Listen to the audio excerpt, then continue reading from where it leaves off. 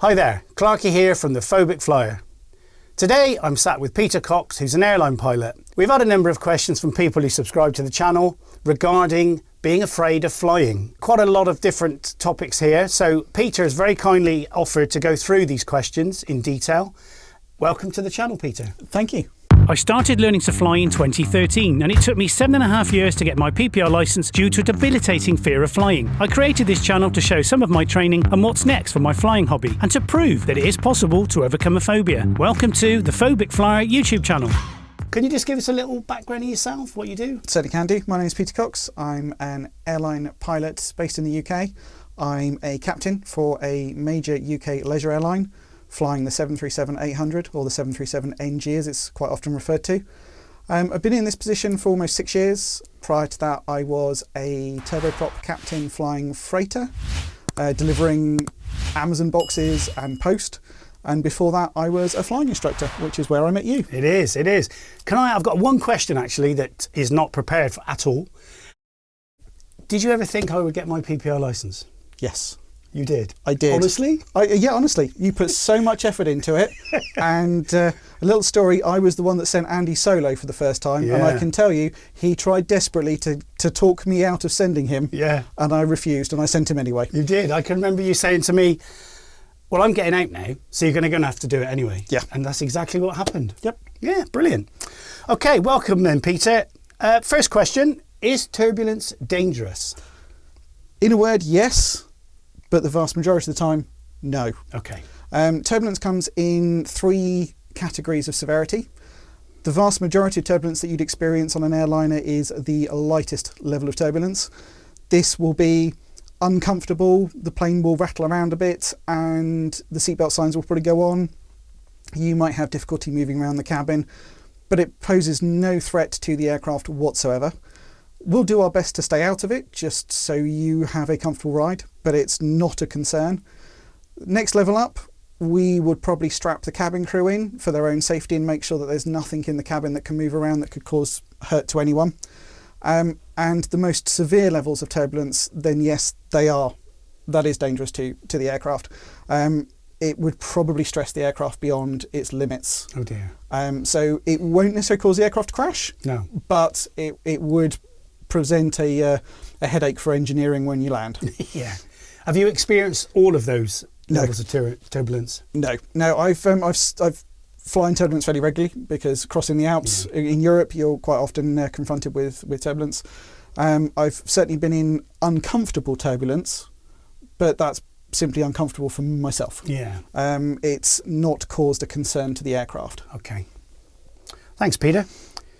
Another question here, are thunderstorms dangerous? Yes. In a word. Don't even need to think about that one, yes. Yeah, thunderstorms pose numerous threats to aviation. Okay. And we will avoid them like the plague. Yeah. Obviously, you can see a thunderstorm. Yeah. It gets returns on our weather radar, so we can avoid them both visually by looking out the window in daylight and at night using weather radar. And if they're embedded, so it's mixed in with other cloud, we would obviously rely on the weather radar to avoid it. Thunderstorms can produce huge movements of air. At their most severe, you can be looking at 6,000 to 7,000 feet a minute rate of change of air. Blimey. Airliner at full tilt will climb at about 3,000 feet a minute. So you're going down if you're in a downdraft. Yeah. So yeah, they are very, very dangerous. There's also other risks such as hail, freezing rain, and obviously severe turbulence. Yeah. So we'll avoid thunderstorms, and it's not just avoiding the cloud immediately near it. You can get the weather conditions that will affect out to sort of 20, 30, 40 miles from a thunderstorm. So we will give them a very wide berth. Excellent. Well, not excellent, but excellent that you avoid them. Can planes get hit by lightning? Yes. Yes, planes do get hit by lightning. Again, it will probably be quite an uncomfortable experience if you're on a plane and you witness a lightning strike. But the plane is designed to withstand it. Yeah. And on average, there is a crazy statistic, but on average an airliner will get hit by lightning once a year for its entire operating life. Really? Yes. There are sacrificial parts of the aircraft that are designed to absorb the damage. Yeah. They're like the little static wicks that anyone of a certain age will remember hanging off the back of your Ford Escort to stop a static electric build-up on cars. It's exactly the same on airplanes. So if you sat behind the wing looking out, you'll see little strips about that long, off all the pylons, and they're static wicks for discharging. They've got those on the back of a PA-28, haven't they, on the trailing edge of the... It's exactly the same thing.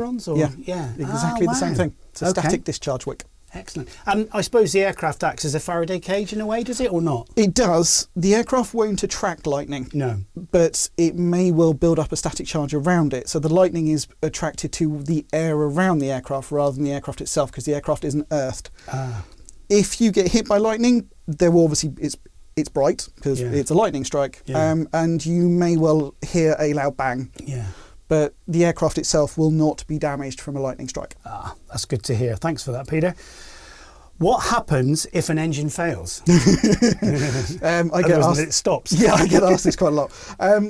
Firstly, an engine failure is not as big a deal as most of the public would like to think it is. Okay. To get an airliner certified, it has to be able to fly with an engine failed.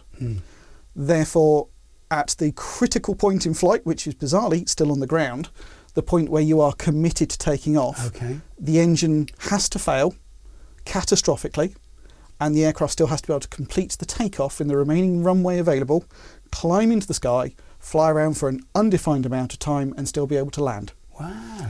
We, every 6 months, have to go to the sim to prove that we can do it, and I've very fortunately never had an engine fail on me, but from what I'm led to experience from the sims, the aircraft is more than capable of doing it. Really? So reasons for an engine failing, most common would be something like a bird strike. Okay. So it may not be the engine exploding, it might just be that the part of the engine is actually damaged. Yeah. So the fan blades at the front of an engine, talking specifically jet engines here, they are quite delicate. Yeah. And your average pigeon going into one doesn't do it the world of good. No. So you can get a huge amount of vibration with a blade being damaged from the forces involved. So the engine won't have failed, but we will probably have the engine running at idle. Okay. Reason for that is that there is electrical generation and hydraulic systems that run off the engine. Okay. As long as the engine's running at idle, that's still providing all of those beneficial systems to the aircraft. Yeah. If it's more severe than that, we will shut it down in flight. Okay. So it's something we train for every 6 months. Yeah. Again, I've never experienced it, no, thankfully, and I'd like to get to the end of my career and never experience it. But yeah, it is something that you shouldn't worry about. It is the most trained item in every airline pilot's sim. Yeah. And in general aviation as well, you train for it as well, don't you? Yes, because I used to train you for what would happen if the engine failed after takeoff. Difference is you've only got one. Yeah, so it's a little bit more critical. There's an urban myth I've heard, somebody told me, I don't know if it's true, I don't think it is true, about testing jet engines at Rolls-Royce, where they used to fire chickens. Would this be the one where they didn't defrost it? Yes. Yeah, is that an urban myth? I heard it was NASA, so I think it's the same story that's done the rounds. Wow. Brilliant. Okay, thanks for that then, Peter. Is it safer to fly across the ocean in a 4-engine aircraft instead of a 2-engine aircraft? That's a good question. It is a very good question, and historically the answer would be different. Going back to the likes of, say, the 707, a 4-engined, very early jet airliner, they had 4 engines for 2 reasons. One, jet engines didn't produce as much thrust as they do these days, and 2, they really weren't very reliable. No. So when Boeing first released the 707, it wasn't unheard of to land with 3 of them running rather than all 4. Is that right? It was. They took some time to get it working properly. But again, the aircraft was designed to do it. Yeah. So it wasn't such a headache as you would be led to believe. But engines weren't very reliable. No. So to cross large distances of ocean, you really didn't want to have an engine failing on you. Things have changed. Jet engines have, 1, got far more powerful. Yeah. And 2, they've got far more reliable. Yeah. As far as mechanical devices go, the average jet engine these days runs for tens of thousands of hours between overhauls. Is that right? Very, very efficient. And we fly them in a way to look after them as well. Yeah. So with twin engine aircraft, so something like a 777, you can go very long distances across oceans and be a long way from airfields that you can land at. But that's through a certification called ETOPS. Yeah. It's a very complex subject. It could be a video in its own right that would bore many of you senseless. But what it basically means is it's the approval for extended twin operations, or something very similar to that. And it's both a certification on the manufacturer and the airline and the pilots. All three have to be certified, and it comes in ratios of time. Okay. So it will allow you to be a certain given flying distance on one engine from a en route diversion airfield. Okay. This basically means that as you increase your ETOPS certification, you can be further and further away. Oh, right. Which gives you the ability to fly more direct routes over large amounts of the ocean. Okay. Busiest part of oceanic airspace is the North Atlantic. Yep. So crossing from Europe to North America, a lot of the tracks will require you to have ETOPS approval because it will allow you to be further south from Greenland and Iceland as you're going across. Okay. Which is beneficial because it's a more direct route. Yep. So it's one quicker, you burn less fuel, yep, and you use less time on the aircraft. Okay. So these days, there is no difference between crossing an ocean in a 4-engine aircraft, something like an A380 by Airbus, which has 4 engines because it's massive, or flying across in, say, a Dreamliner or a 777. Okay. They are all equally safe. Thanks, Peter. Another question, are jet aircraft safer than propeller aircraft? As I hope you're going to say no. It's a bit of a misunderstanding, I think, in sort of how this question is posed. Propeller-driven aircraft might well be driven by a jet engine. Oh yes, turboprop. Turboprop. So I used to fly a turboprop when I flew freight. With very big propellers, I Very big propeller, 6-foot blades. Wow. So they are huge. Now, is a jet engine safer than a piston-driven propeller aircraft? Yes. Yeah. Less moving parts. Yes, exactly. And it's a lot less complex in theory of how it actually works. So reciprocating engines such as a light aircraft, no. The jet engines are definitely safer. Yeah. Propellers on a jet aircraft, such as a turboprop, I'm thinking specifically like a Dash 8. If you're in the UK, you'll be very familiar with the likes of Flybe operating them. They are incredibly safe. Yeah. The only difference is they have a jet engine with a gearbox in front of it that then is driving a propeller. Whereas the jet engine that most people assume is the jet engine on a jet airliner, where actually the propeller is just a really big fan at the front that doesn't go through a gearbox. Yeah. So the technology behind it, the engine itself, is incredibly safe because it's a jet engine. Yeah. Propeller-driven aircraft, like the Dash 8s, are actually, they have to go through the same certification.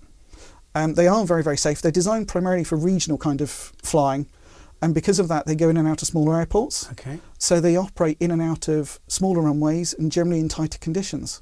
And because of that, they are incredibly safe because they have the performance to do it. Okay.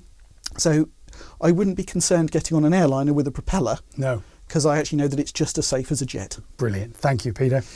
Okay, how much fuel is really on board? Just enough. Just enough. Just enough. Just enough. There's a legal requirement for how much fuel we carry, and I'm not going to go into all the details about how it all breaks down, but basically there's enough to get the aircraft started, taxied out, take off, fly to the destination that you're planning on going to, make an approach, abort that approach, go into a hold, then divert to your alternate, and then fly a full approach, land, taxi in, shut down, and still have a legal amount of flight time left in the tanks. Wow. Now, the reason I say legal amount of flight time left in the tanks, obviously that varies from aircraft to aircraft because a larger aircraft will burn more fuel per minute flying. Yeah. So that's an undefined amount depending on which type you're looking at. But yes, we don't fill the tanks. Fuel on board weighs a lot. Yeah. If I was to put lots of fuel on board and then fly somewhere, I'm being very unenvironmentally friendly. Yeah.